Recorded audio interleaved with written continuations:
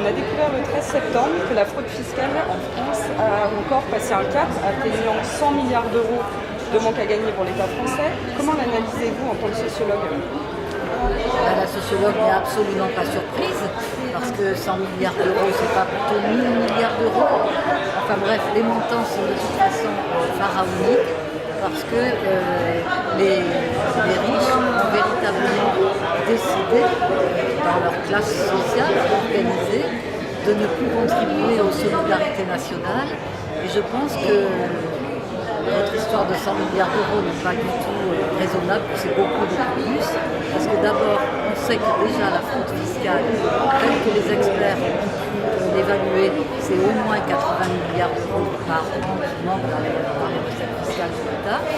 Mais comme il y a d'autres niches de possibilités de fraude fiscale, avec les niches fiscales qui représentent elles-mêmes 100 milliards d'euros, les MPCI qui représentent 100 milliards d'euros, moi je serais plutôt sur la base des évaluations d'Antoine Veillant, qui a écrit un livre magnifique, c'est 600 milliards d'euros qui manquent à la fraude. Et je pense que c'est énorme, la fraude fiscale est énorme, et donc cette fraude est construite comme une arme dans le cadre de la guerre que les riches mènent contre le peuple, s'émanciper complètement d'une surpopulation planétaire qui les gêne par rapport à leur confort personnel et à leur gourmandise en matière d'argent et de profit.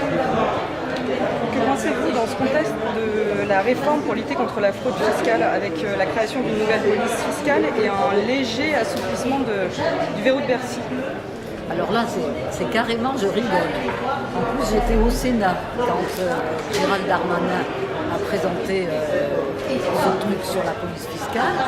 Et Éric Bocquet, sénateur communiste, a tout de suite pris la parole pour montrer le ridicule de la situation.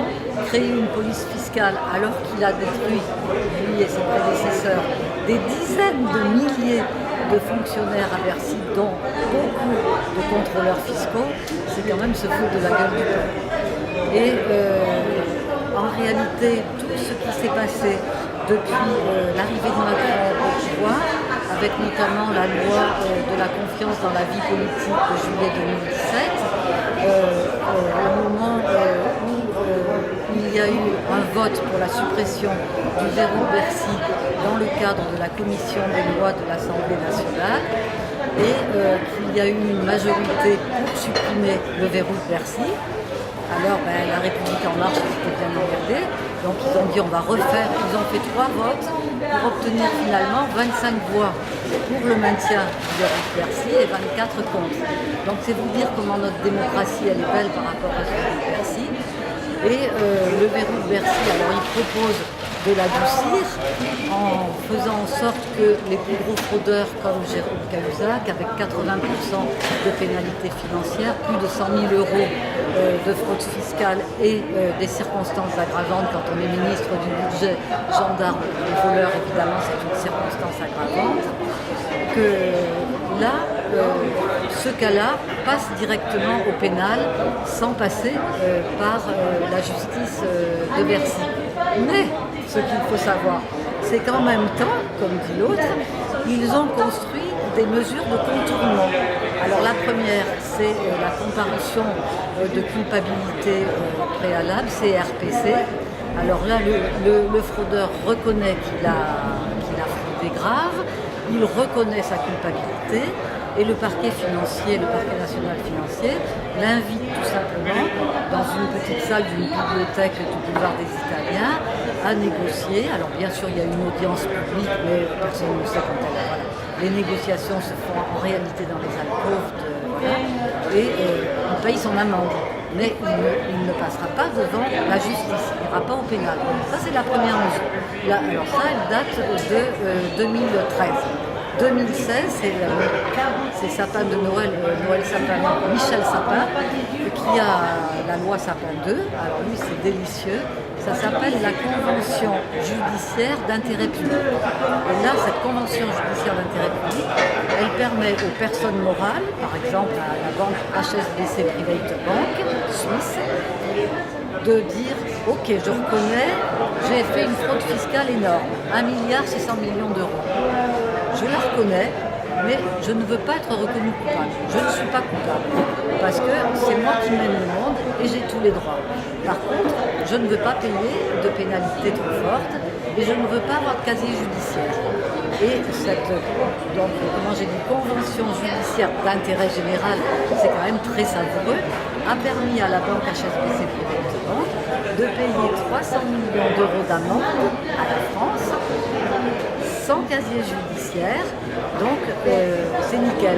L'amende est toute petite par rapport à l'ampleur de la fraude fiscale. Et dès que Macron est arrivé à l'Élysée, il a instauré une troisième mesure de contournement qui est au contour très flou, c'est le droit à l'erreur.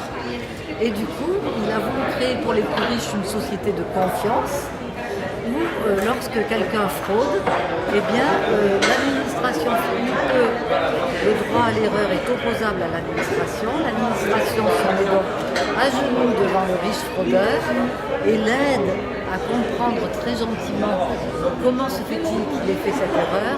Et c'est l'administration fiscale, par exemple, le plus souvent, qui va demander pardon aux fraudeurs de s'être trompé, parce que c'est sûrement à cause d'elle qu'il s'est trompé.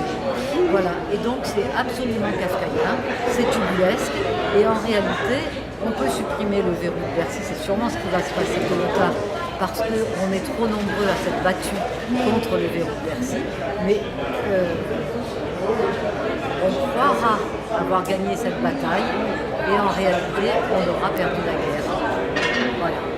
Parce que ils ont tous les moyens pour